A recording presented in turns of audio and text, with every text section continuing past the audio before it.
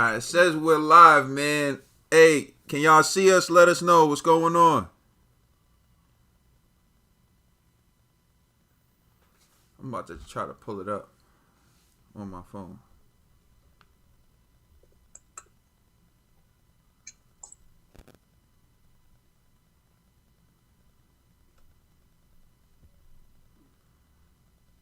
Let's see.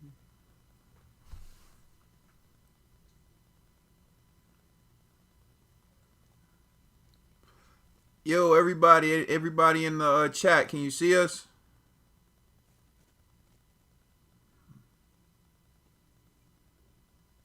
Yep, they saying they can see it. Alright, word. Yeah, I'm looking on my phone now. I can see. Alright, that's dope, man. Ned's running late, man, but he can sign in when he gets here.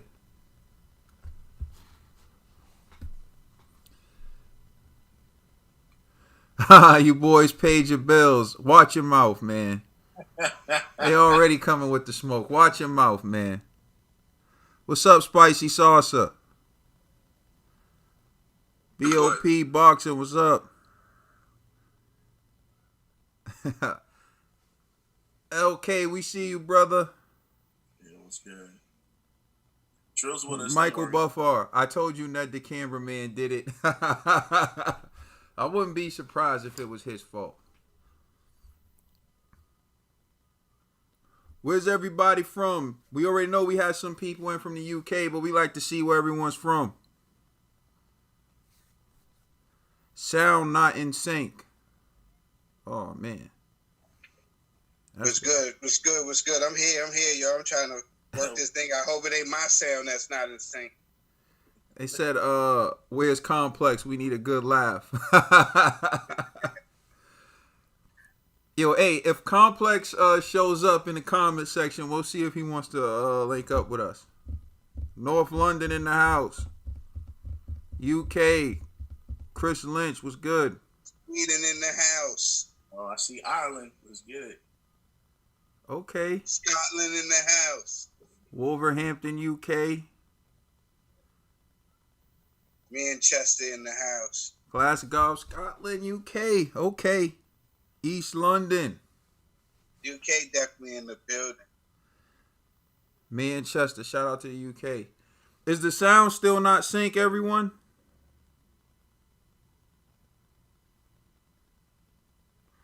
Because I know there's like a feedback. Upstate New York. Shout out to NY. Tell Complex to bring his flowers.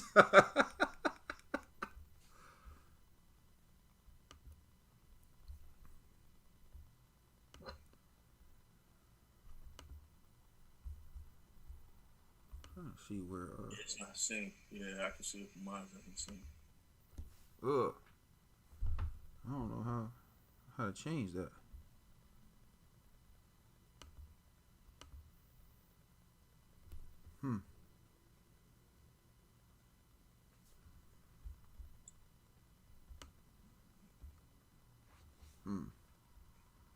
I don't know how to change that.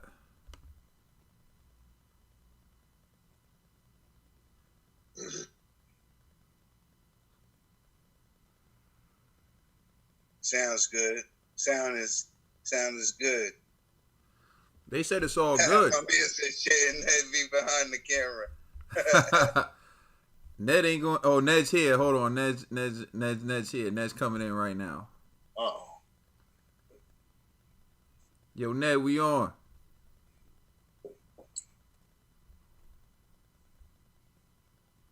Yep. All right, we live. All right, what's up, y'all? What's good with y'all? It says don't touch anything. He'll mess it up. Complex still cries many a river since after that fateful night on February 22nd. Tell Complex Povetkin passed his B sample for Wilder fight in one court case against Wilder. Listen, man, I could have brought all that stuff up, but I didn't feel like arguing with him about that. To me, that's an open and shut case. All you got to do is watch the audits and everything else, and you know what's good with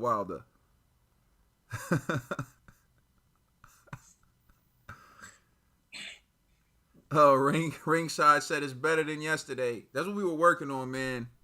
Poor Ned. Exactly. You know. Shout out to Soul, yo. He been showing me mad love, yo. The thing is, like, it's already a 30-second delay from when we started. So it's weird anyway. I don't know, like, how it works. Okay, Australia in the house. What's up, Graham? All right, we have some topics only Complex Delusional. For Deontay.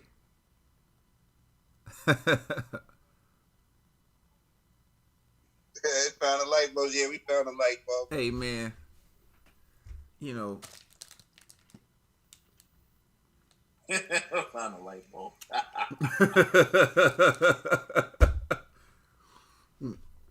Yeah, man, we kept it so real. You know, you people saw our test run. It's hilarious how frustrated Katie gets with Complex.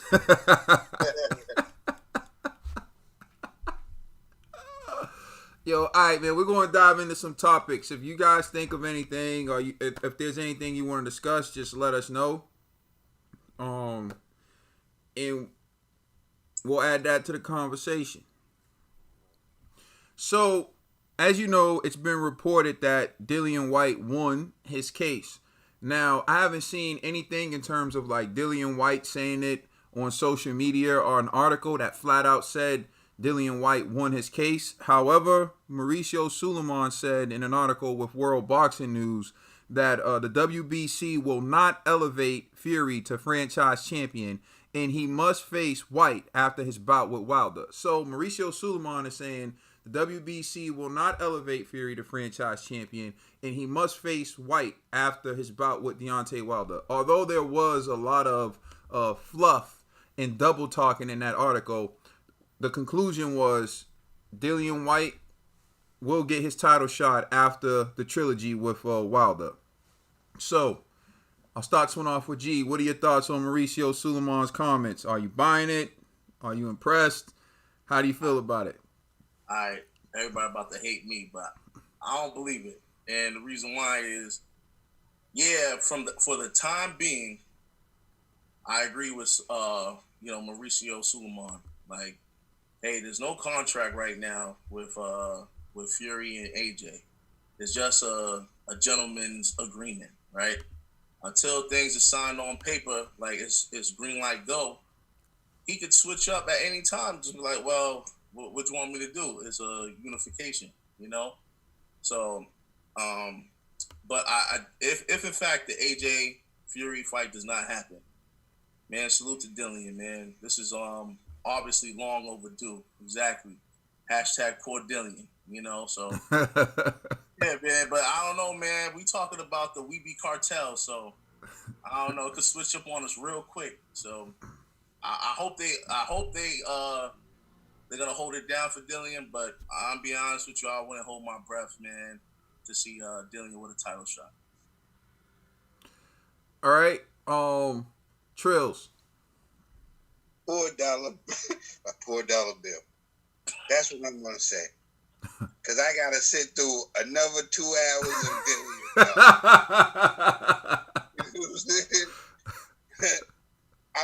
I'm saying from it, we already know what's gonna happen. We be chilling. They be chilling. This is what's gonna happen. They're not gonna stop. Dillian, you're gonna get your shot. But when all these other fights happen. So on the count of 3, everybody say it with me. While you're shaking your head. 1, 2, 3. Poor Dillian. All right, Ned. First, shout out to Dillian for, stepping up and going to fight this case, taking WBC to court. Because, kind of doubted him. Even though things look promising for him, I want to tell Dillian, keep your head up, yo. You're doing what's right. Yo, hopefully one day you get your title shot. When they do, yo, make them pay for sleep. Make her pay for sleeping on you, all right? Show up and show out, all right, baby? Poor Dillian. All right, here's my thoughts. Mauricio Suleiman saying all the right things because there's a legal action. So he's saying everything he's been saying from the jump. Now, I do believe it was poor Dillian when Deontay Wilder had the titles and Dillian Whyte was being looked over. Now, you have to understand, the narrative is Dillian Whyte has been the mandatory for 1,000 days, and that's not true. Bermain Stavern was mandatory over Dillian Whyte, and Dominique Brazil was mandatory over Dillian Whyte. It actually won't be a year of being a mandatory for Dillian Whyte until sometime in July, so sometime next month. So the narrative that Dillian Whyte was mandatory for 1,000 days isn't true. He's been number one contender, but he hasn't been mandatory. And you have to ask how Tyson Fury was able to overstep him. And Dillian Whyte has a case. But my issue with the whole thing happening with Dillian Whyte right now is he has a case against Wilder and how the WBC treated him with Wilder. But when it comes to Fury, he won the title and is immediately trying to have an undisputed fight. So how can you be mad at Fury? It's not like Fury's been the champion for years and avoided Dillian Whyte. So his beefs with the WBC, I get it. It's a messed up situation overall. Here's what I believe. Two things. Everyone was on to Mauricio Suleiman, so he has to say, I'm not going to elevate Fury as of right now. And listen to what he said. As of right now, there have been no talks to elevate him. But what about after the trilogy? Right? What about after the trilogy? Will there be talks after the trilogy? Will you elevate him after the trilogy? So let's talk after the trilogy and see if there's still no talks to elevate Tyson Fury after the trilogy. Also, let's say Mauricio Suleiman's a man of his word and he says, Fury, you must fight Dillian Whyte next. Fury will vacate that belt so fast. He'll do Riddick Bowe. It'll be the UK version of Riddick Bowe. Tyson Fury would throw that belt in the trash and still fight Anthony Joshua. And everyone will still look at Dillian Whyte as a paper champion. Everyone will look at this as the real fight for undisputed. Winner of that fight will have all the belts Joshua has, plus the lineal title, and then they can decide to fight Dillian whenever they want. But the truth of the matter is the WBC is not going to dictate what Tyson Fury does. Tyson Fury is going to do what he wants to do. Dillian Whyte's been wronged by the WBC, but not Tyson Fury. Tyson Fury's trying to go for the big money, which is what he's supposed to do. He's trying to make the biggest fights, which is what he's supposed to do. You can't get mad at Tyson Fury for that. You can't get mad at Joshua for that. It is poor Dillian. But my thing and my point was Dillian is this lawsuit is too late. You should have done this years ago. And I want Dillian to get his shot. But it's bigger for boxing that the undisputed, the lineal heavyweight status align with one another. Because it hasn't been that way since Lennox Lewis. It hasn't been that way since then. Since then, we've had years of multiple people arguing who's the best. Oh, no, Vitaly Klitschko's the best. No, Vladimir Klitschko's the best. No, Deontay Wilder's the best. No, Anthony Joshua's the best. We can end it all now and avoid hype jobs like Wilder from ever happening again. Because we'll have one champ, one face, one name, one guy, and it'll be undisputed. But no, people still want to mess around and mandatories. But whatever, man. Like I said, when it's all said and done, I'll believe it when I see it.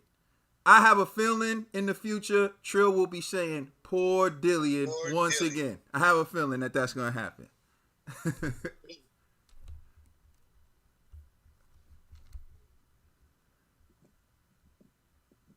AJ will fight Dillian Whyte for the belt if Fury drops it. I don't see that happening. Someone wants to know what you think of Josh Taylor, Trill.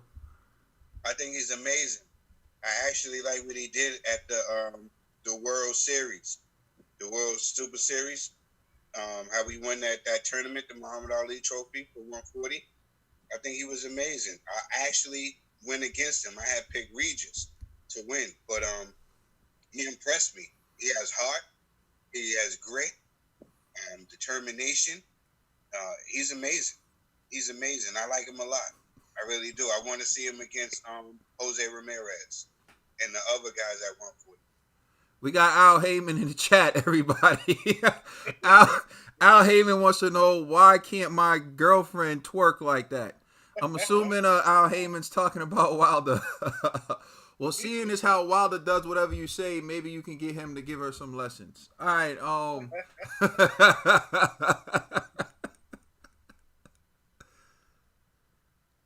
Teller will unify 140, but they're playing hard to get. Hey, well, shout out to the FI5H. What's going on?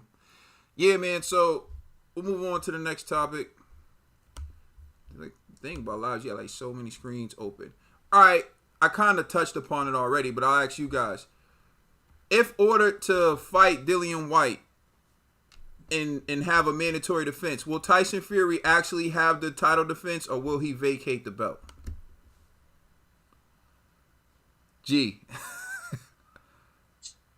Y'all know, man, Tyson Fury don't care about no damn belts, man. So I think he'll get that up ASAP, with or without the franchise belt. So I think with him, it's more about just accomplishing undisputed. Once he gets that, he's like, I don't need to, fight any mandatories. I've proven I beat the best in the division. So I don't know. I would like to see Fury fight his mandatories. Do I think he's gonna do it? No. And I'm at a point where I'm completely fine with it, man. It's just, you know what I mean? It's kind of like you just know who you dealing with, so it's just you just accept it for what it is, you know? I think the best bet, and forgive me, all you Fury fans, but I think the best bet is for AJ to win, because at least you know AJ will fight his mandatories. Fury, he's not going to do that. He's going to do what he wants to do. And he can easily just say, oh, Dillian Whyte's not a big payday for me. I'll make more. He'll probably say something like, I'll make more money fighting Wilder again than Dillian Whyte. He's going to come up with all kind of stuff. So he's gonna wiggle his way out of that fight, man, with or without the franchise belt. Just real quick, Michael Buff R. You keep saying, did we see Fury's interview with IFL TV? Tell us what he said in the interview, if you can. Which one are you talking about? I mean, I think he's talking about one where Fury said that lineal means more to him than the belts. I think I saw that. I just want to verify that's what he's talking about. Trill, do you think Tyson Fury will fight Dillian Whyte if the WBC orders him to fight Dillian Whyte, or do you think he'll vacate the belt? Once again, on the count of three, yeah, it's two of the most. Everybody, sing along with me while you're shaking your head. 1, 2, 3, 4 Dillian. It's never gonna happen, never gonna happen, never gonna happen, never gonna happen, never gonna happen. Whoa. Ned? I would think Fury would take him on if it's just White and then undisputed right after. I think Fury would take that match. I don't see why he wouldn't. I don't think he looks at White as a threat, and I think he would take the fight. I honestly think Fury would take the fight. If it's you think he'll fight him before Joshua for the mandatory defense? Yeah, just a quick mandatory defense. It depends how when Joshua Puller sets up and when they plan the second fight. So I could see it happen if they fight. If Wilder and Fury fight, I could see them fight in February, like the same thing like last year. They fight in February and then they set up the undisputed for like the summer of 2021 or fall. Look, man, I feel like if you tell Fury he can't do something, or you tell Fury what to do, he's gonna make it his business to do the opposite thing. Exactly. And I think if Fury wants to fight Anthony Joshua and you tell him he can't because he has to fight Dillian Whyte, he's going to show you that he can. And he's going to do it anyway. I feel like there are people you can tell what to do, and there are people who care about certain things, and there are people who don't. I think Fury doesn't give a damn. It's about what he wants to do when he wants to do it. And I'm telling you right now, the most money you can make is fighting Anthony Joshua. And Fury already said that he wants to surpass Floyd Mayweather in terms of career earnings. And if he wants to do that, there's one fight he better take after that trilogy with Deontay Wilder. And that fight is going to be Anthony Joshua.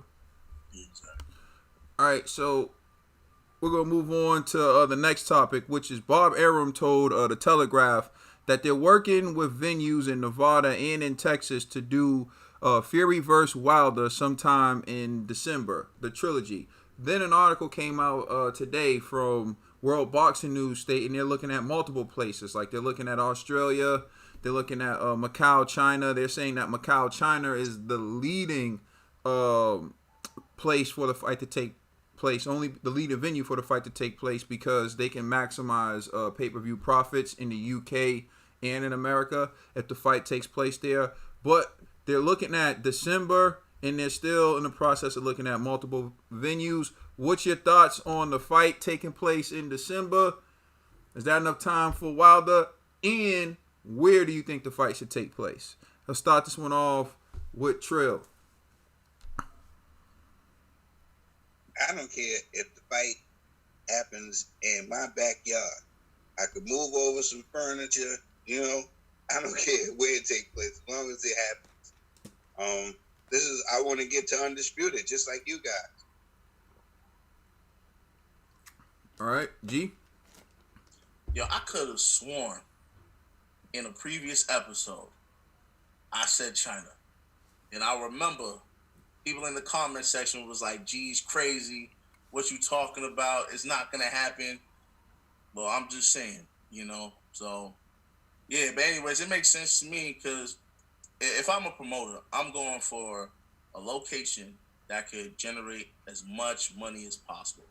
So if the time zone, that's I don't know what time zone is in China, but if you could get UK fans and US fans and Mexican fans to all, pay for a pay-per-view to watch that fight at the same time, why not? And not to mention, I'm pretty sure they have, large investors in China that are willing to have that fight there. So I could see that happening. It's just really, the real question is, would Wilder be willing to go to China to fight Fury for the trilogy? Andy C, what's up? I see you out in London. Yeah, what's up, Andy C? All right, so Michael Buffar did respond. He said that Fury did a recent interview today on IFL TV on fighting Dillian Whyte and said he'll fight him. He said it's an easy fight. Said he respects the WBC, and also he said he's worried about AJ losing to Usyk. Fury says a lot of stuff. So we'll see if that's really the case when the time's right.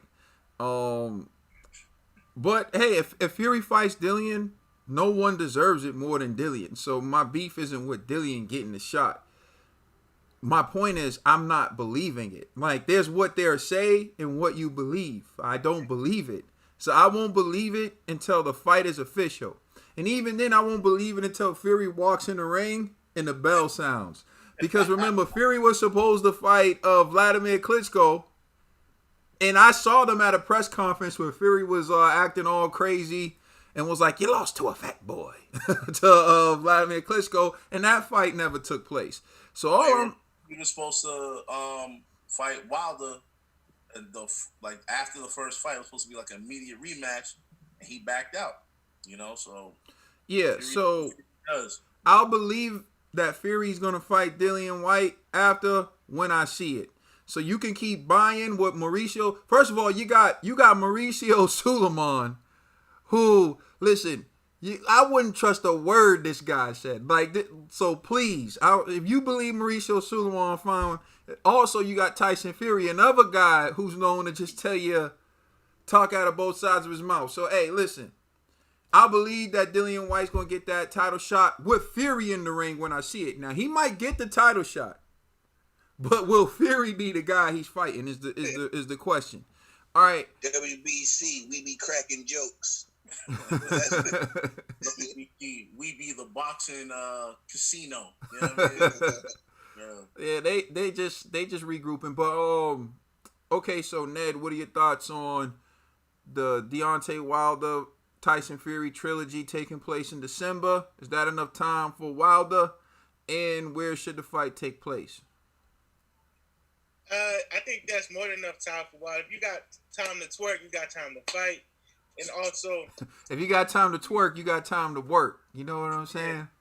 Yo, G, you're bugging. If this fight happens in China, yo, we're gonna be watching this at like 7 a.m. For them, it's like 7 a.m. for us. All right, you're bugging. Second, if it's broke, don't fix it. Is it true? Yeah, the time difference is like. I don't know, man. I don't know. They'll be having a fight like. I don't know. It'll be around. If it's Saturday night, it would be like Friday, sometime around Friday for us. If it happens, if it's Saturday night for them, it's weird. But Saturday night for them, it'll be Friday morning for us.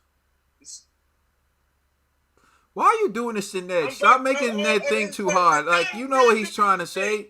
They're like 5 hours ahead of us. That's what he's trying to say. You know, we always see the map in school, but whatever. Oh, we got Sean Paul. We got Sean Paul in the building from Spanish Town, Jamaica. Hey, baby girl. Go ahead.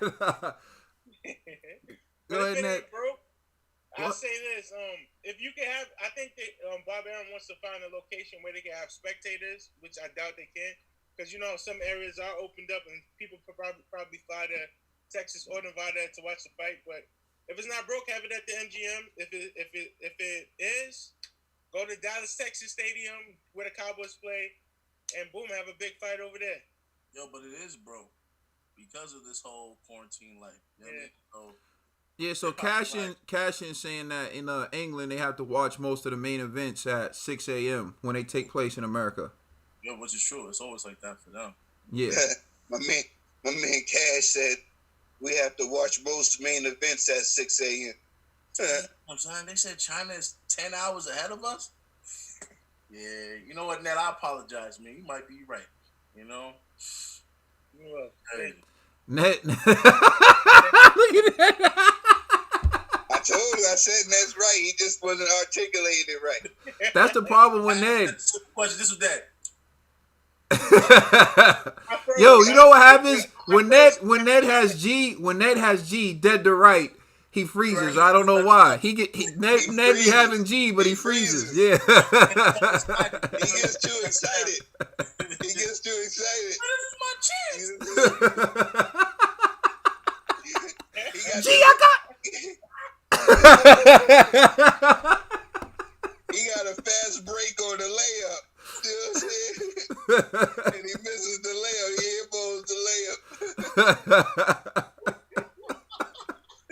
You gonna deliver one day, Ned. You gonna deliver one day. I was coming. Yo, you gotta dunk it.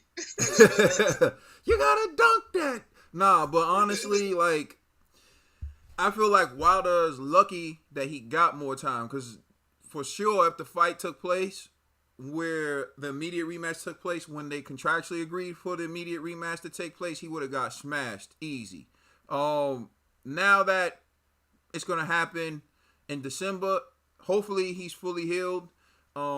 If he's not, whatever. I feel like there's gonna be excuses anyway. We know that from his team, from his fans, from his homies that do the homie.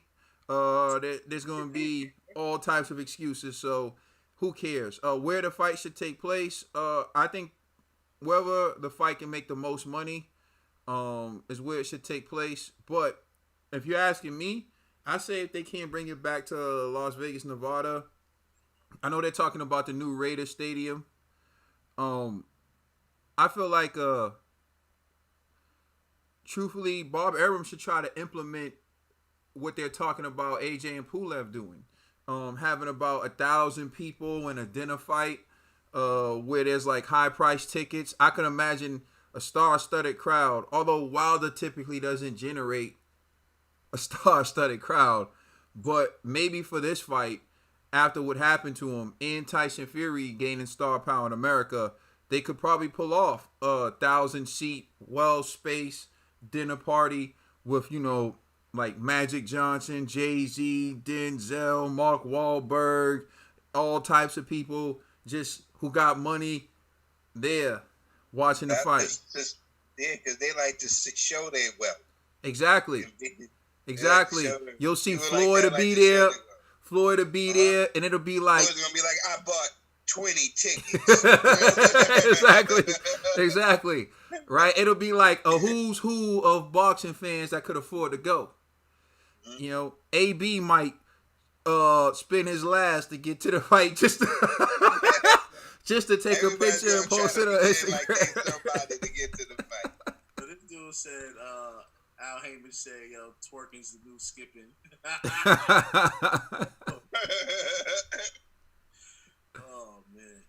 Oh man.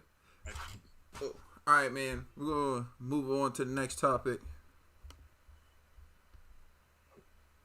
Oh yeah, man. Chris Eubank Jr. said he's willing to accept a reduced purse to fight Canelo Alvarez in an empty arena. Eubanks Jr. said he has the strategy to beat Canelo. He said he sees a lot of flaws in Canelo's game. Trill Dollar Bill, what are your thoughts on Eubanks' comments? Do you want to see Canelo fight Chris Eubank Jr.? And who would you be leaning towards in that fight? Sure, why not? If he's willing to take a pay cut to fight the pound for pound, in my book, number one pound for pound, a star boxer right now, Canelo Alvarez. If he wants to take a pay cut, I'm all for it. I see you trying to challenge yourself against the great. And it's still probably going to be more money than he made in his career anyway, taking a pay cut. But yeah, I'm for it. He can do it. Do I think he's going to win? No. Like the great Mike Tyson says, everybody got a plan till they get punched in the mouth. You know what I'm saying? They get punched in the face, right? And I think that's what's going to happen. I don't think Junior has the skills. I don't think he has the skills to pull off an upset against the great Saul Canelo Alvarez. But I applaud him for putting his name in there and saying, hey, I'll take a pay cut, right? All right, G. Yeah, clearly Eubank gonna get bodied, but well, salute to him and his father if they feel like they have a game plan to beat Canelo. I mean, I watched the fight, even though I kind of feel like it's a good look because Canelo could fight somebody with somewhat of a name during this time. It's not that risky of a fight, and it could be just a tune-up for Canelo. So, yeah, why not? Yeah, I'm just curious to see, Canelo's next move after that fight. Not saying to look past Eubank, but I don't know, man. I just feel like he's not gonna. I'm agreeing with Trill. I don't see an upset coming in any way, So, yeah, but it's cool though to finally see Canelo get in that ring. Ned. Shout out to Chris for believing in himself and thinking he could take out one of the big dogs. But if he got a strategy, go for it. But that's a big risk for a low reward, man. He's not. There's nothing to gain from it. If he wins, he gets all that status. He gets recognized. But if he loses, it's a bad day. He's gonna cry himself to sleep. Yeah, but I don't see how it's a low reward though. He's taking a reduced purse. Bro, I guarantee you he's fighting Canelo. Even a reduced Canelo purse is still higher than what he would get. Still, like I said, it's still more than what he used to get. That fighting Boo Boo, you know what I'm saying? Like, just be real, man. Like, Canelo Canelo ticket is like winning the lottery, bro. Win, lose, or draw. So he just want to cash out. He want to pay it. I don't think he want a payday, but I'm saying that even if he takes half, it's still more than what he's used to getting.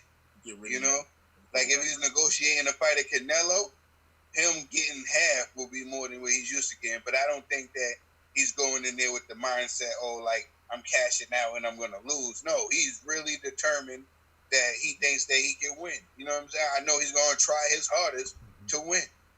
He wants to impress his daddy. Right, and you know his dad gonna show up with a sleeveless tuxedo suit. With the high waters, with the ankle shirt, with no socks. No socks, right? Penny loafers, no socks. Yeah, just to elaborate on what Trill said, I think I remember Chris Eubank Sr. saying there's one fighter I believe that Chris Eubank Jr. can't beat, and I told him that he needs to stay away from him. And I think that the fighter he was talking about was Canelo Alvarez. And so I think So I think Eubank Jr. is pulling the classic hard-head son move, and he wants to show his daddy that he could beat Canelo Alvarez. And so I think this is a personal for him. And so it's not about money. It's about proving to his dad that he can beat Canelo Alvarez. And so I think that's why he wants Canelo. And also, it's a good time for him to get Canelo. I think with the reduced purses, he probably wouldn't be the guy Canelo would select normally. They would probably select someone with a better name who presents more risk. But because of the reduced purses and them needing to put on a fight, Eubank is the perfect guy. He comes from, a boxing legend. He has a name. There's a country that will tune in to watch him. We will tune in to watch Canelo. So you have a pretty decent fight on your hands. And so I think Eubank makes a good opponent for Canelo Alvarez. But do I think he has much of a shot at winning? No, I don't. I don't think he has a good chance of winning at all. Puncher's chance, but that's it. That's dope. What's the next question? I'm just looking at some of the comments before we move on. He said everybody is agreeing with us. They saying that Eubank is capping. Yeah, facts. Yeah. Yo, they go my man. They go my man. Avery Adams. I wasn't saying giving him no love. I had a run in with the guy. I see he's still here hating. Shout outs to him.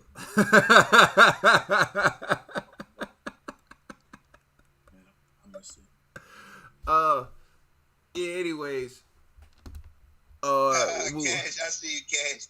Cash said in the UK we will only tune in to watch Canelo as well. They're doing our poor boy greasy, man. Yo, all right, man. So, hold on. I think I can play this and you guys can hear this. So, give me a second. Let me know if you can hear this. I just hope we don't get striked. We shouldn't for this. This isn't like a... We shouldn't get strike for this, but Lord knows. We got... They did flag the other videos. They flagged our last live stream that we put up. Hey, what did we say now? They said Avery Adams twerk squad. Yo, Avery Adams is a part of the twerk squad. Bernard, I see. Well, he's always in shape. Yeah. Evander Holyfield. Right. What about you? This is Oscar De La Hoya. I thought that was going to be the news. I'm like, you're going to come back. Well, I actually want to see what Tyson does first. Okay. I have been working out. I have been training. I have been staying in shape. Obviously not in fighting shape yet to go 12 rounds, but I'm sure I can get there. We'll see. We'll see. This is exciting. Yeah, I want to see Tyson perform, see how his reflexes are, see if he can go past 3-4 rounds. So we'll see, and then I'll make my decision. This is I didn't. I was thinking that maybe you would say that, but you're really serious. Well, I'm really happy. That's the Who exclusive. would you? It I is. would really, really come back. I'm really considering Who it. would you? Who would you like to fight then? It doesn't matter. Anybody who's the best out there. Welterweight. I still have that mentality. So. Who is your? It would Who be is? at 160. Okay. Okay. Would you ever fight Canelo? No. You said anybody. Who would you fight though? I mean, name a name. They'll start lining up. Or if it's at 154, maybe somebody coming up to from 147. Any top guy at 147. Yeah, it doesn't really matter. For charity or saying? No, like a real fight. No, are you kidding me? So I don't know if you heard that, but I'll just summarize what just happened. Oscar De La Hoya said he's considering coming back. He's gonna fight a fishnet cost. And he said that he's willing to fight anyone at 160 or any of the top guys from 147 pounds that move up to 154 pounds.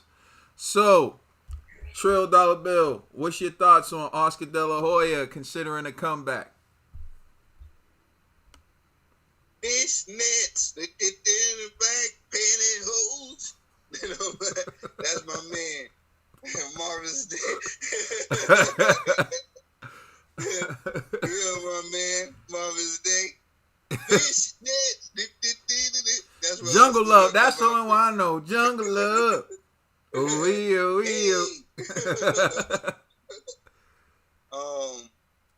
Yeah, man. He's bugging. Yo, somebody said I still think they look better on Wilder's legs. Oh, man. Real, you know what I'm saying? That's what they need to do. Wilder and Oscar De La Hoya, battle of the twerkers. You know what I'm saying? You know what I'm saying? Battle of the twerkers. And you know they're going to have crazy outfits on. But he's bugging. Quarantine got people losing their mind. Yeah, facts. All right, G. Man, first and foremost, what does Mike Tyson's performance got anything to do with you? Because if Tyson go in there and get obliterated, he's going to be like, you know what? It was a bad idea. We tripping. Tyson's a heavyweight. Yo, Oscar's talking about 160 or going all the way down to 147. He's not going down to no 147. Let's just stop that right now. Now, what happened the last time he went back down to 147? What happened to him? You know what I mean? So, yeah, I want to send a shout out to JJ Kapek. Yeah, I see JJ. Yeah, he always shows love on social media. He said, I saw he drops down to 135 and fights Lil Ryan. If he could make that weight. What? Yeah, like what Cash said. He must been off a bump of on that booger sugar, man. He playing games with himself, man. He don't need a whole bunch of that to get to 135. He's trying to get down that weight, bro. You know what I mean? But I'll say this though. Like, if in fact he was to fight somebody at 160, if I was him, I would set up that Canelo fight. Because everybody and their moms would want to see that fight. You know, like, it'll be huge in Mexico. Because to me, he's going to get beat up anyways by any of the top dudes. Boo Boo's going to body him. Charlo's going to body him. Triple G will body him. You know, so you might as well just go with Canelo and make it a huge payday, make it a good look for Mexico. Why not? Ned. Yo, quarantine really got these old heads bugging in retirement, man. Like, everybody want to come out talking beefy. Like, if you want to step in the ring with the top. Hold on. G's crazy. G want De La Hoya to die. Yeah, no, Hoya wants to die. You know what I'm saying? He said, why not? He said, why not? Why not get paid in the process? You know what I mean? So, sometimes De La Hoya, you gotta look at your kids and be like, I did great for myself. There's no need to put yourself on hard way like that, all right? Come on now. That's all I can do. Don't do it, De La Hoya. That was a good and that. Y'all are tripping, man. There's some fights out there for Oscar De La Hoya. I believe there's some fights out there. Nah, listen, if you match De La Hoya up the right way, there's some fights out there for Oscar. He wants top dogs of 147 and 160, bro. Listen. Who? I don't know. I don't see it. Hey, listen to what I'm saying to you. I got the perfect fight for Oscar De La Hoya. The perfect fight. Bread, everything you want. Conor McGregor. Come back, fight Conor McGregor. Why not? Conor McGregor, they already got history. He said he beat Conor McGregor. Now he's seriously considering a comeback. Why fight anyone else? Fight Conor McGregor. De La Hoya. Floyd's about to fight Conor. Yeah. Well, until that's official, Oscar should be trying to come in and get some of that Conor McGregor. De La Hoya versus Jeff Horn. I'm going Jeff. If De La Hoya want to come back also, see, this is what I'm saying. There are fights out there for Oscar. How about De La Hoya versus Manny Pacquiao at 154? He said, I was drained when you fought me last time. He can make all the excuses. And let's see if he can do better. You got two guys around the same age, De La Hoya, Manny Pacquiao. Someone just also, Justin Valdespino said rematch with Manny. Exactly. You can get it done. Or how about this? Oscar Mayweather 2. He ain't gonna make the weight. Bro, Mayweather fight him at 154. Yeah. I say yeah. Why not? They've already been going at it. This is since he wants to come back out. So there are fights for him. I don't think he should try to fight like some of these young, fresh 160 pounders.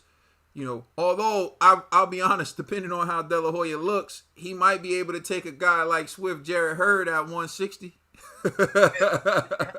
He said he wants the top of the No, Jarrett Hurd will still knock him out. De La Hoya get tired, Jarrett Hurd. He's just joshing. Yeah, I don't believe it, honestly, but that's the point, yo. Honestly, I wasn't even thinking about bringing out the old heads like Floyd and Pacquiao. That Pacquiao What up, man? Pretty dope. Damn, Merrick was good. Listen, of course Pacquiao will kill De La Hoya at 154. This isn't about that. This is about money. This is a money fight for Manny and a money fight for De La Hoya. But truthfully, man, if he wants to come back, what are we going to tell him? The WBC's going to rank him. So you already know what's up. We be counting cash. You know how like Trill was like, he going to walk down the aisle in some tassels. I'm going to walk it down fishnets. Yeah, let Josh Taylor move up to 154 and fight Oscar.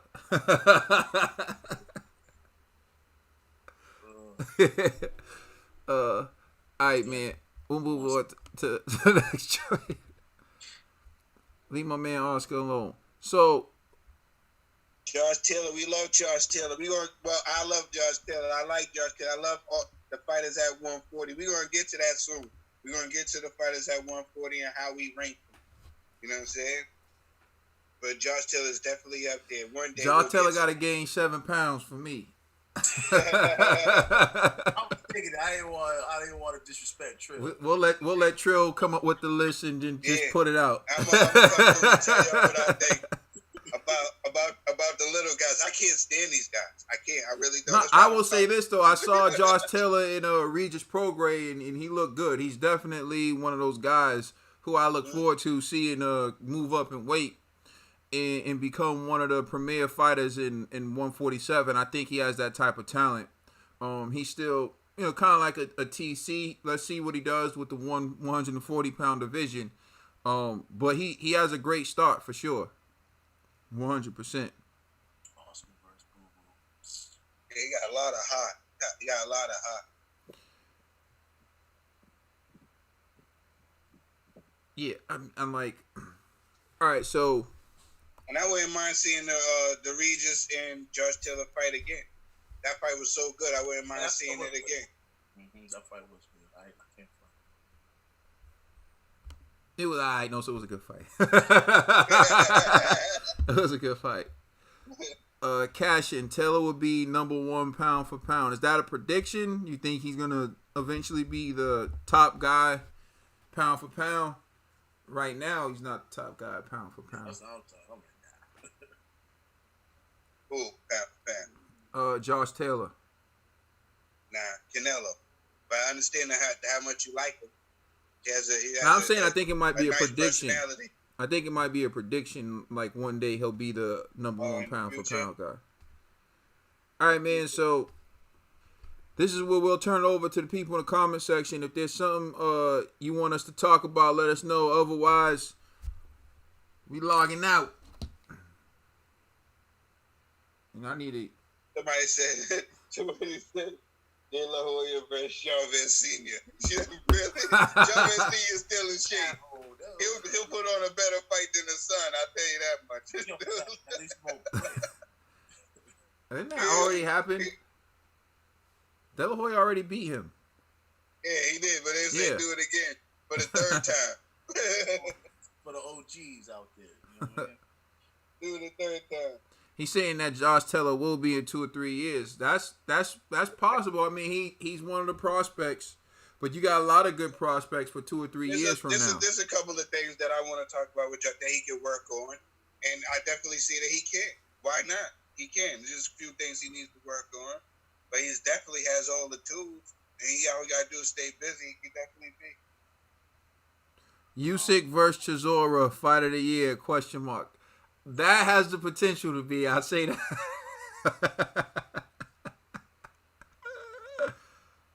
I'll be honest with y'all with that fight. I don't think Usyk is gonna knock him out.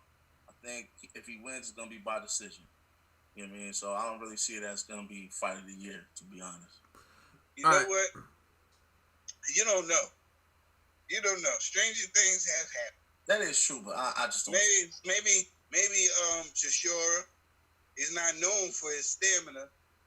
Maybe he goes a couple of rounds in the pace that Usyk sets, going to the body, moving around, having him chase him around the ring, and he gets caught something like what happened with Big George. You know, he'll coming at him, he get caught with something. It can happen. It's possible. I still don't see it, man. All right, so another question is from Michael Buff R. How does Wilder beat Fury? So how does Deontay Wilder beat Tyson Fury? How does he beat him? Yo, man, why you asking me first, man? It should be obvious why I asked you first. Man, I thought about this long and hard. Like, what strategy could he implement? But I feel like Tyson Fury's not going to be the same Tyson Fury that he was in the rematch, because I think Tyson Fury's probably thinking that Wilder's team is anticipating the same Tyson Fury, and so because of that, I don't know what Wilder could do, to be honest. I think the only thing, and I'm being real, is just rely on that right hand. I do believe in the rematch he didn't have his legs. Hopefully he has his legs this time, and then he just get lucky, because I'll be honest, Wilder's inside game isn't the best. His footwork isn't the best. Like, he could improve a little bit, but I'm not going to kid myself. I'm just relying on his right hand. So if Wilder could just get lucky and just land that shot, man, that's the only way I could see him actually beating Tyson Fury. And salute to Tyson Fury, man, because I'm be honest with you, I don't really care for Tyson Fury like that. I don't really like his style of fighting, with the exception of that rematch with Wilder. That was the first time I was like, all right, word, this dude's really coming to take heads off. So, I'm lying. What was the one where he got cut? In that fight when he got cut? Otto Wallin. Yeah, Otto Wallin. Like, those two Furies, those are the type of Furies I want to see, for me to be like, yeah, respect, Fury's that dude. But other than that, man, I don't like his style. I don't know. I know I'm not answering your question. I'm going on a tangent, but whatever. Yes. Wilder, what he gonna have to do is just get lucky. You know what you sound like? You sound like a dude who's like trying to convince himself, but then coming back to reality, but then try to convince himself again, but realizing you still ain't buying your own stuff. That's what you sound like, bro. I was say this though, I will be betting on that fight. I'm going on DraftKings or whatever, and I'm gonna cash me some. I'm gonna go for it because if Wilder get lucky, I'm gonna get paid. So why not, man? This is a perfect time to bring Ned in for. Wait, Troy, did you go on what Wilder needs to do?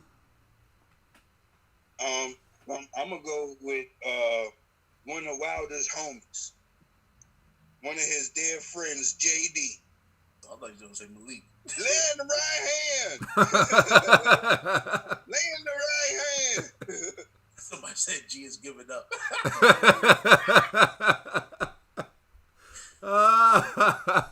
From Michael Buffer. But nah, cash. We didn't get to Haney and Linares yet.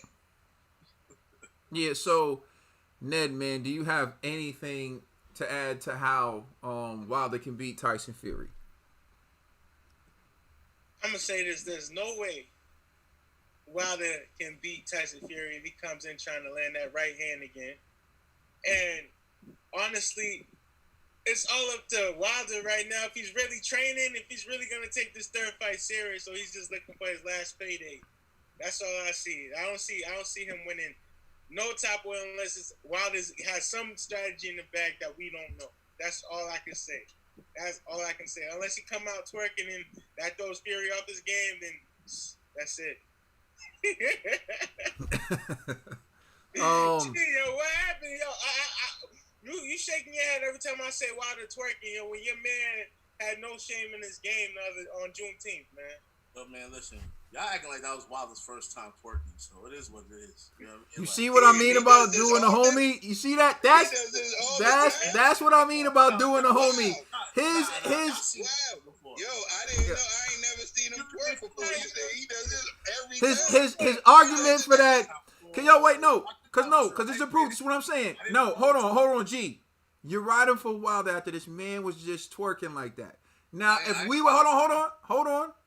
Now, if we were out in the gym and I was doing that, I was twerking like that. I would immediately say pause, and I'd be like, bro, what are you doing? I said the same thing with Wilder. All right.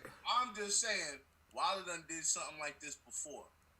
Again, and you kind of alluded to this, Caden, last I think yesterday. This is the same dude that done had weave in his hair. He done twerked before. We done seen his costume team. Twerking for America. Watch your mouth, Al Heyman. He was twerking for America. Wilder has shown patterns. So it is. Yo, bro, here's what I'm saying. On some real spit. And then I'll get to what he needs to do to win the fight, right? This man Wilder, nose ring, wore weave in the ring. Out there twerking. Look at who made his costume, by the way. Look at who made his costume. The one that weighed 40 pounds. That was too much for his legs. Just so much, right? Oh, yeah, he said he wants to know what it feels like to be pregnant. So many things, right? That if anyone else did, all these dudes, all these hardcore Wilder fans would not ride for you. Like, if they knew a guy in their neighborhood who did all those things, who said all those things, they wouldn't ride for that person. They wouldn't ride for that person. They'd be like, yo, that person's funny style. But for Deontay Wilder, yo, watch your mouth, dog. Bomb squad, yo. He can't lose a fight, yo. They had to poison his drink. All types of stuff. And that's when I say, do the homie. Do the homie. Do the homie. Do the homie. For real, bro. Straight like that. All right, so, what I would say some of them want to twerk too, and they see they king doing it, and they're like, "Yo, that's what I want to do. Mm-hmm. I want to twerk like that." God bless. I'm just saying. Gee, you don't want to twerk like that, do you, brother? I had to ask. You don't want to, correct? Correct. Like that, you know what I'm saying? Yo, I don't know, but for Deontay Wilder to win the fight, I'll give you a few keys. I've already made a video on this. For starters, Fury took away the distance. Wilder needs distance to land the right hand. So as long as Fury's coming to him, he's not going to be able to get maximum power on the right hand. What he usually banks on is he could take a step back and people are running from him. So either they're running from him and they give him the distance, or the way they come in, he could always just take a step back and then launch it. But Fury's always staying, what Fury's strategy was to always stay in front of him and make sure he didn't get enough space that he needed to launch the right hand. So one of the things that Wilder can do in the rematch is he can use his jab to throw a real jab, not that fake pawn jab to try to blind him for the right hand, but actually throw a jab and step in with it and hopefully get enough space between him and Fury where he can launch off the right hand. That's one thing he can do. Set up the right hand with a jab. And it would help him, but it requires boxing IQ, boxing knowledge, amongst other things. But I think the best thing he can try to do is create space using a solid, hard jab, because Fury's not going to give up any ground to this man knowing what he knows now. So that's one thing I'll say. Wilder's going to do the slut walk next. These dudes is rap. Oh, it's that. That's funny. Hey, man. Step 1, fire JD. Oh, man, this is crazy. We had some other questions, so I'm just going back up to look at them.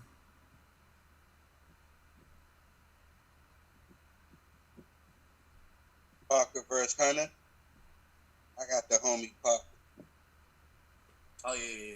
Hunter's my homie. I see you, James. Yeah, I got Parker, man. I like Hunter, but Parker take him out. Step 1, fire JD. I'm with you, KTH, for life. JD got 3 jobs, bro, with Wilder, so yeah, he gonna have to hire a whole new team.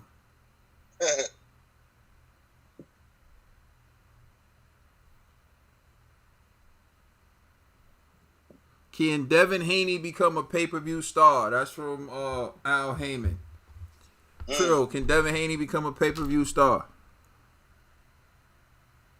That's tricky. That's on Devin Haney. Then how the game is written. That's a different topic. That Devin Haney is gonna have to choose what he wants to be. What character does he wants to play? This is boxing. Just like in the WWE, you got to pick what character you want to play. But I think he has the skills to be. Yeah, I mean, it really depends. He has to put on good performances, but if he keeps winning, eventually he'll become someone who fights on pay-per-view, a pay-per-view star. It takes a lot. You have people who show promise right now, like Ryan Garcia, Tank Davis, Vasily Lomachenko. These guys, they're gonna have to fight each other for starters. And then whoever starts winning those fights is going to naturally become the pay-per-view guy. But as of right now, like on their own, neither one of those dudes are the man. But that's sort of what's happening in the welterweight division right now. There could be another pay-per-view star in the welterweight division if these guys fought each other. And so you do have somewhat of Keith Thurman beating Sean Porter and Danny Garcia, but then he went on a hiatus and then he lost to Manny Pacquiao. In that time, Earl Spence beat Kell Brook, and then he beat Sean Porter. But we haven't seen enough of the best taking on the best back-to-back in the welterweight division to create that one guy that's a pay-per-view attraction. Right now, you still have the great divide. Terrence Crawford, Earl Spence. In the lightweight division, you still have, a great divide. Teofimo Lopez, Vasily Lomachenko, Devin Haney, and then we need these guys to stop picking each other off, and that's what's going to create a pay-per-view star. But right now, what you have is a bunch of people who are happy with the hype and not proving it.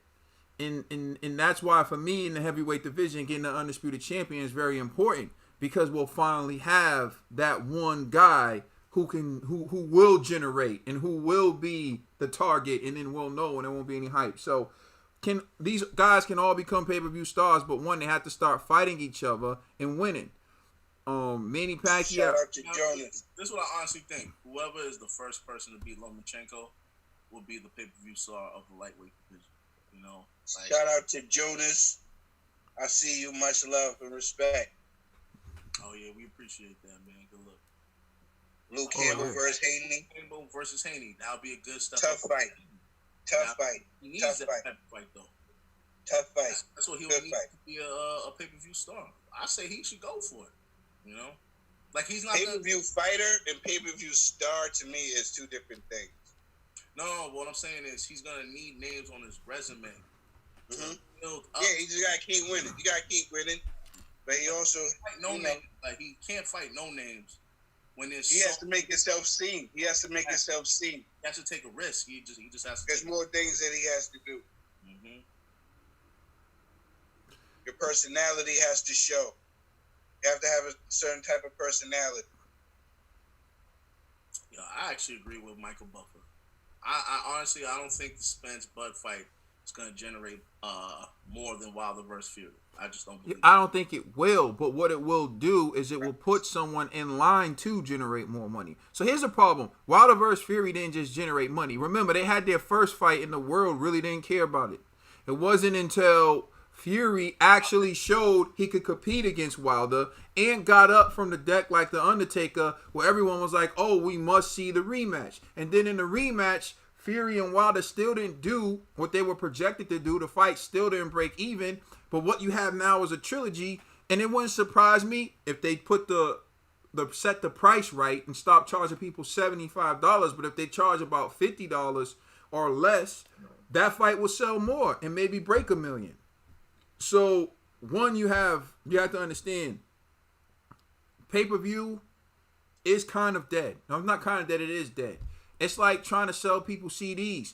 My car doesn't have a CD player, people. So like, yo, you can't sell me a CD. Stop trying to sell people pay-per-views. Like, you understand? Like, huh? Yo, that got tight when you said that. You know what I mean? Shout out to my man Kutaro. I see Kutaro. I feel you. I agree with you. I like Haney, but he needs to learn how to market himself. Floyd was the king of marketing, so maybe Floyd will teach him. I agree with you. It's all about how you market yourself to be a star. I don't want him to do the Floyd route, man. Not the Floyd, right? I'm talking about marketing himself. Nah, but yeah, the only thing I see will stop these fighters from being pay-per-view stars or being stars in general is when they start like pull a Ryan Garcia, where they're like, I need this amount of money to take this fight, instead of just taking the fight and building their name in that resume, in that profile, because you're taking a cut right now for long-term success. So when but you got all right, this is why I agree, and I disagree with that, Ned. But that's a good argument. In a lot of terms, yeah. Because Floyd used to take $25,000 for a fight because he was trying to build up his name and his resume, and he was that confident in himself that he knew that he was going to get to this. You know what I'm saying? And he had a certain contract, and he knew he was trying to get to where he was trying to get. Floyd was always known for betting on himself. Yeah, but shout outs to James AMG. We see you, James.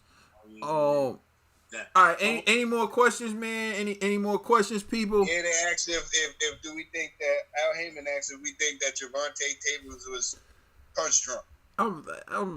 I'm kind of done with these guys. If there's anyone else, we done already touched on Gervonta and all these guys. Like, okay, you done with the little guys? I'm not saying I'm done with the little guys. That's not what I'm saying. We just spent. No, he said, hold on. Oh, that's 135. Nah, we good. they have a question about Daniel Dubois, and I think they talking about you 17 hours on Dillian. Daniel Dubois, Ned? They're asking about Daniel Dubois and what do we think about him? And then Daniel Dubois versus Andy Ruiz. That's what I'm seeing in the chat right now. Oh snap! We got Paul Heaver from South Africa. Shout out to Paul Heaver. He said a video on our boxing background. Perhaps someday a short video. We try to just keep it about everyone else and not about us too much. But we might do something like that. Yeah, but to answer the question, Ned, I think Andy Ruiz will definitely kill Daniel Dubois right now because Dubois has a horrible time defending himself. Like, he gets hit with unnecessary shots. And so I know Ruiz, because he's faster with the hands, he's a good counter fighter. he's gonna capitalize off of that, and so that'll be a dangerous fight right now. I think Dubois needs to develop, probably take more, not like tune-ups, but like styles make fights, and right now he doesn't have the skills to prevent the Joshua Ruiz first fight from happening to him. So I think he needs to learn to keep his hands up and maintain his distance. He has the reach advantage, so don't exchange like that, especially with a shorter fighter. Like I'm beginning to think people are right. Maybe Andy Ruiz ain't even 6'2". Because I done seen a picture with him next to Canelo, and they looked almost like the same height, bro. So I'm thinking maybe Ruiz is like 6 feet, maybe even shorter. I don't know. Man, I got Ruiz in a fight with Daniel Dubois. It's like this. His hand speed and his weight, that's what people don't understand. How fast he is and the weight behind those punches is very dangerous. And Daniel Dubois is not. That's the same reason why I got Dubois over Joe Joyce, because he's too slow. That's why I think Dubois is going to beat Joe Joyce. But in the age difference between the two of them. But it's time on the side. Yeah, that's the point. Dubois, he's still young. He still needs to improve. He does have time on his side. But if you throw him in there with Ruiz right now, let's remember Ruiz is the former unified heavyweight champion of the world, and he did it against Anthony Joshua on a fight with short notice. So don't sit there and just think you throwing Ruiz in the ring and that's easy pickings, because that's not the case. He's already shown that. Ooh, that's a good question right there from Terrell, the GOAT. Betting line for Oscar versus McGregor. I'm being honest, my money. If I had to put money down, I'm betting that Oscar's gonna body your man. So you got Oscar over McGregor? Yep. Ned. Yeah, I got Oscar too, man. I don't see McGregor showing up. I think he's gonna just show up the same as he did when he fought Mayweather. He's not gonna be able to go 12 rounds with Oscar. That's my bet. I don't even think it's gonna last 12. I don't see it going past a 6, to be honest. Yeah. Once again, I gotta see Oscar, but I think I would lean toward McGregor on this one, mainly because McGregor, he's shown some decent boxing skill, and he did drop Paulie in sparring. Although Paulie doesn't have the punching power that Oscar De La Hoya has, but still, I wouldn't sell Conor McGregor too short. Plus his size, and Oscar De La Hoya hasn't been in a ring in a long time, man. Exactly. Like, so I clearly would pick the Golden Boy over Conor McGregor, but the Sniffles, president of Golden Boy Promotions, that Oscar De La Hoya, I got Conor McGregor. Trill, you got anything to add on that? They say, I'll be leaning towards Conor. I'll be leaning towards Conor, like you said. Everything you said, I totally agree. But I see you, Gordon. Go ahead, Trills. I was just saying, but De La Hoya, if he comes in focus at a 154 or something like that, 160, I think he can do it. All right, man. We got one more question, man. So here it goes. Somebody. Did all 4 of you have Canelo win versus Triple G in the first fight? I actually had it a draw for the first fight. Trill came back. You want to answer that question, Trill? Viva Mexico! I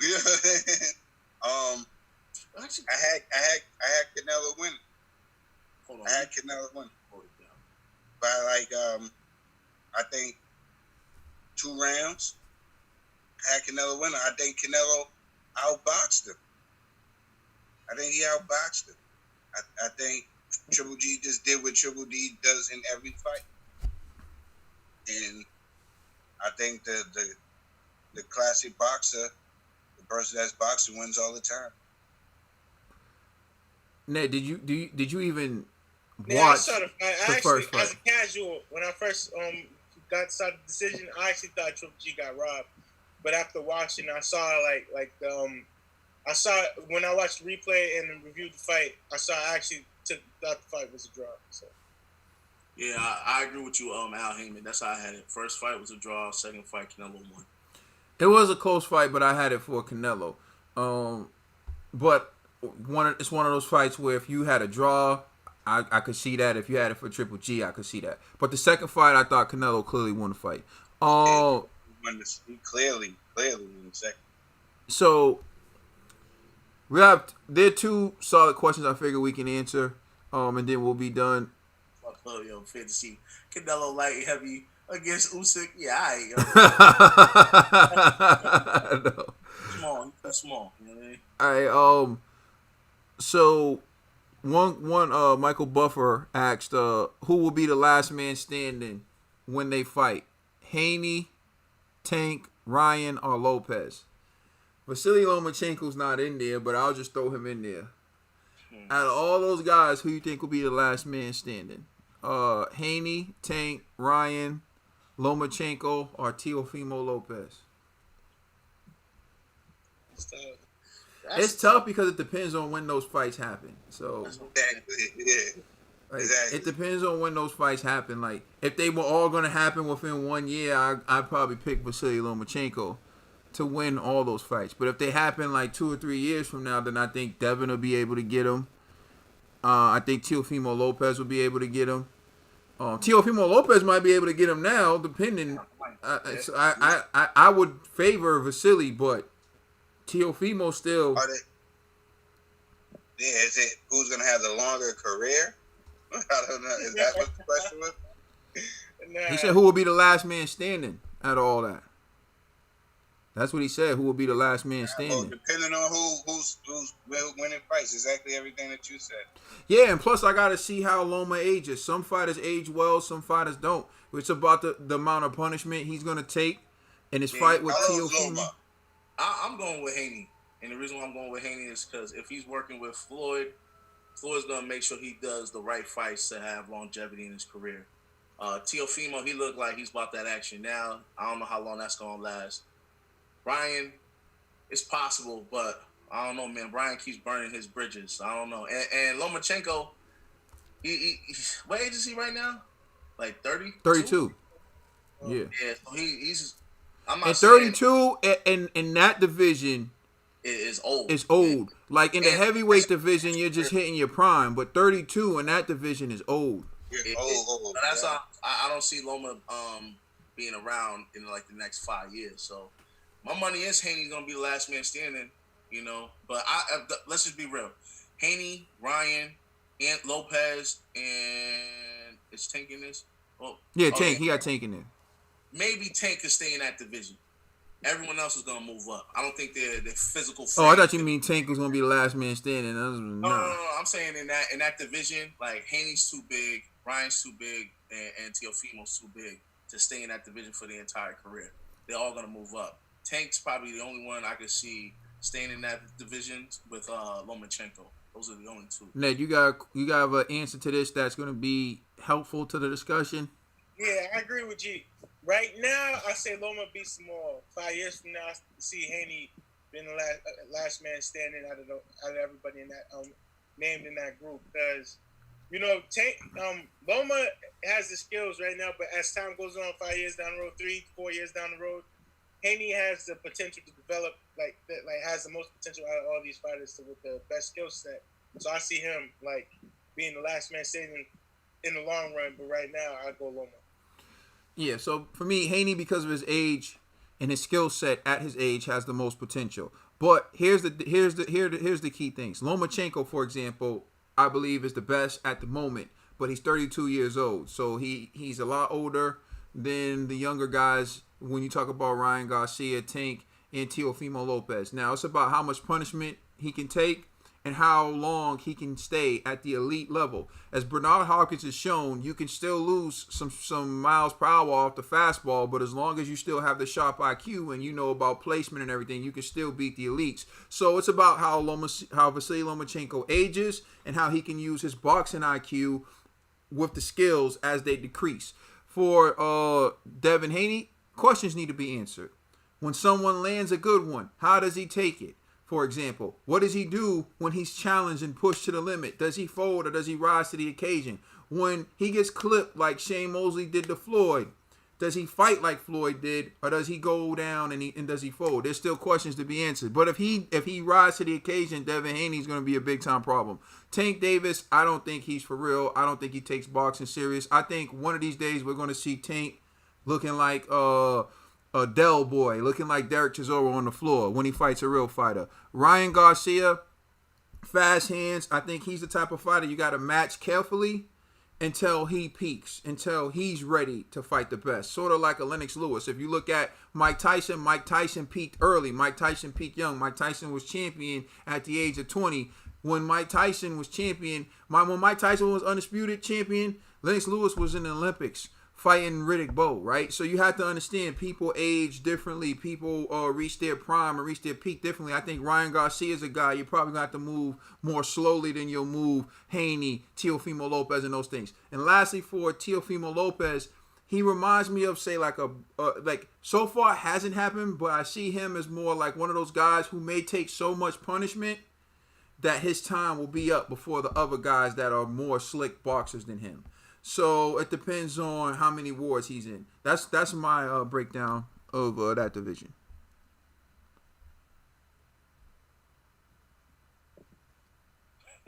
Floyd held onto Mosley's arm like a pillow after he got hit. He did, but that's what you call IQ. Exactly. That's what you call IQ. You know what? Wow. Whatever he did, he didn't get hit with that punch again. That's what it's all about.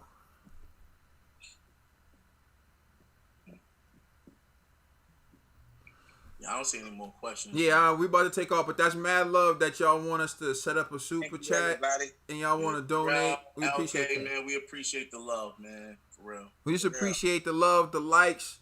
We just shout out do to it for Terrell to go. We appreciate you too. All right, Trill, man, you can take us home. We're about to shut down the chat. Please like and subscribe. Check us out on Instagram, Twitter, and Facebook. Also, check out our podcast on all major streaming services. We appreciate y'all for coming into this live stream with us. It's the Boxing Bros. Peace. They still talking about bring back Complex.